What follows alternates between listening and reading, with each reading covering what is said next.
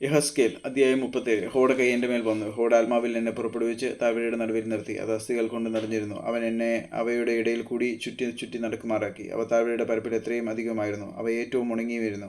അവൻ എന്നോട്, മനുഷ്യപുത്രാ, ഈ അസ്ഥികൾ ജീവിക്കുമോ എന്ന് ചോദിച്ചു. അതിന് ഞാൻ, യഹോവയായ കർത്താവേ, നീ അറിയുന്നതെന്ന് ഉത്തരം പറഞ്ഞു. അവൻ എന്നോട് കൽപ്പിച്ചത്, നീ ഈ അസ്ഥികളെക്കുറിച്ച് പ്രവചിച്ച് അവയോട് പറയേണ്ടത്, ഉണങ്ങിയ അസ്ഥികളെ, യഹോവയുടെ വചനം കേൾപ്പിൻ.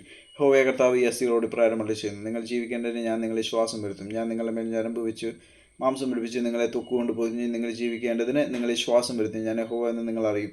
എന്നോട് കൽപ്പിച്ച പോലെ ഞാൻ പ്രവചിച്ചുകൊണ്ടിരിക്കുമ്പോൾ ഒരു മുഴക്കവും കേട്ടു. ഉടനെ ഒരു ഭൂകമ്പം ഉണ്ടായി. അസ്ഥിയോട് വന്നു ചേർന്നു. പിന്നെ ഞാൻ നോക്കി, അവയുടെ മേൽ ഞരമ്പും മാംസവും വന്നതും അവയുടെ മേൽ തൊക്ക് പൊതിഞ്ഞതും കണ്ടു. എന്നാൽ ശ്വാസം അവയിൽ ഇല്ലാതിരുന്നു. അപ്പോൾ അവൻ എന്നോട് കൽപ്പിച്ചത്, കാറ്റിനോട് പ്രവചിക്കാം. മനുഷ്യപുത്രാ, നീ പ്രവചിച്ച് കാറ്റിനോട് പറയേണ്ടത്, യഹോവയായ കർത്താവ് ഇപ്രകാരം അരുളിച്ചെയ്യുന്നു, ശ്വാസമേ, നീ 4 കാറ്റുകളിൽ നിന്നും വന്ന് ഈ നീതന്മാർ ജീവിക്കേണ്ടതിന് അവരുടെ മേൽ ഊതുക. അവർ എന്നോട് കൽപ്പിച്ച പോലെ ഞാൻ പ്രവചിച്ചപ്പോൾ ശ്വാസം അവരിൽ വന്നു. അവർ ജീവിച്ച ഏറ്റവും വലിയ സൈന്യമായി നിവർന്നു വന്നു. പിന്നെ അവൻ എന്നോട് അരുളിച്ചെയ്തത്, മനുഷ്യപുത്രാ, ഈ അസ്ഥികൾ ഇസ്രായേൽമൊക്കെയും ആവുന്നു. ഞങ്ങളുടെ അസ്ഥികൾ ഉണങ്ങി, ഞങ്ങളുടെ പ്രത്യാശയ്ക്ക് ഭംഗം വന്നു, ഞങ്ങൾ തീരെ മുടിഞ്ഞിരിക്കുന്നുവെന്ന് അവർ പറയുന്നു. അതുകൊണ്ട് നീ പ്രവചിച്ച് അവരോട് പറയേണ്ടത്, യഹോവയായ കർത്താവ് ഇപ്രകാരം അരുളിച്ചെയ്യുന്നു, എൻ്റെ ജനമേ, ഞാൻ നിങ്ങളെ ശവക്കുഴി തുറന്ന് നിങ്ങളെ ശവക്കുഴിയിൽ നിന്ന് കയറ്റി ഇസ്രായേൽ ദേശത്തേക്ക് കൊണ്ടുപോകും. അങ്ങനെ എൻ്റെ ജനമേ, ഞാൻ നിങ്ങളെ ശവക്കുഴി തുറന്ന് നിങ്ങളെ ശവക്കുഴിയിൽ നിന്ന് കയറ്റുമ്പോൾ ഞാൻ യഹോവ എന്ന് നിങ്ങൾ അറിയും. നിങ്ങൾ ജീവിക്കേണ്ടതിന് ഞാൻ എൻ്റെ ആത്മാവിനെ നിങ്ങളിലാക്കും. ഞാൻ നിങ്ങളെ സ്വദേശത്ത് പാർപ്പിക്കും. യഹോവയായി ഞാൻ അരുളിച്ചെയ്ത് നിവർത്തിച്ചുമിരിക്കുന്നുവെന്ന് നിങ്ങൾ അറിയുമെന്ന് യഹോവയുടെ അരുളപ്പാട്.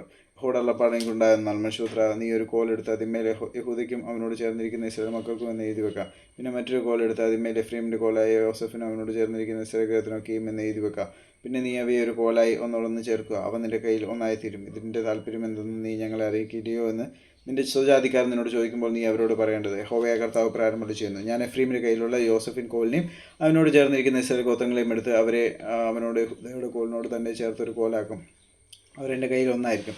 നീ എഴുതിയ കോലുകൾ അവർ കാണുക നിൻ്റെ കയ്യിലിരിക്കണം. പിന്നെ നീ അവരോട് പറയേണ്ടത്, യഹോവയായ കർത്താവ് ഇപ്രകാരം അരുളിച്ചെയ്യുന്നു, ഞാൻ ഇസ്രായേൽ മക്കളെ അവർ ചെന്ന് ചേർന്നിരിക്കുന്ന ജാതികളുടെ ഇടയിൽ നിന്ന് കൂട്ടി 4 പുറത്തു നിന്ന് സ്വരൂപിച്ച് സ്വദേശത്തേക്ക് കൊണ്ടുവരും. ഞാൻ അവരെ ദേശത്തെ ഇസ്രായേൽ പർവ്വതങ്ങളിൽ തന്നെ ഏകജാതിയാക്കും.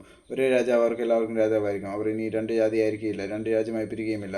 അവർ ഇനി വിഗ്രഹങ്ങളാലും മ്ലേച്ഛതകളാലും യാതൊരു അതിക്രമത്താലും തങ്ങളെ തന്നെ മലിനമാക്കുകയില്ല. അവർ പാപം ചെയ്ത് അവരുടെ സകല വാസസ്ഥലങ്ങളിൽ നിന്ന് ഞാൻ അവരെ രക്ഷിച്ച് ശുദ്ധീകരിക്കും. അങ്ങനെ അവർ എനിക്ക് ജനമായും ഞാൻ അവർക്ക് ദൈവമായും ഇരിക്കും. എൻ്റെ ദാസനായ ദാവീദ് അവർക്ക് രാജാവായിരിക്കും. അവർക്ക് എല്ലാവർക്കും ഒരേ ഇടയനുണ്ടാവും. അവർ എൻ്റെ വിധികളിൽ നടന്ന് എൻ്റെ ചട്ടങ്ങളെ പ്രമാണിച്ചനുഷ്ഠിക്കും. എൻ്റെ ദാസനായ യാക്കോബിന് ഞാൻ കൊടുത്തതും നിങ്ങളുടെ പിതാക്കന്മാർ പാർത്തിരുന്നതുമായ ദേശത്ത് അവർ പാർക്കും. അവരും അവർ മക്കളും മക്കളുടെ മക്കളും എന്നേക്കും അവിടെ വസിക്കും. എൻ്റെ ദാസനായ ദാവീദ് എന്നേക്കും അവർക്ക് പ്രഭുവായിരിക്കും. ഞാൻ അവരോട് ഒരു സമാധാന നിയമം ചെയ്യും. അത് അവർക്ക് ഒരു ശാശ്വത നിയമമായിരിക്കും. ഞാൻ അവരെ ഉറപ്പിച്ച് പെരുക്കി അവരുടെ നടുവിൽ എൻ്റെ വിശ്വമന്ദിരത്തെ സദാകാലത്തേക്കും സ്ഥാപിക്കും. എൻ്റെ നിവാസം അവരോട് കൂടെ ഉണ്ടാകും. ഞാൻ അവർക്ക് ദൈവമായും അവർ എനിക്ക് ജനമായും ഇരിക്കും. എൻ്റെ വിശ്വമന്ദിരം സദാകാലത്തേക്ക് അവരുടെ നടുവിലിരിക്കുമ്പോൾ ഞാൻ ഇസ്രായേലിനെ വിശദീകരിക്കുന്ന യഹോവ എന്ന് ജാതികൾ അറിയും.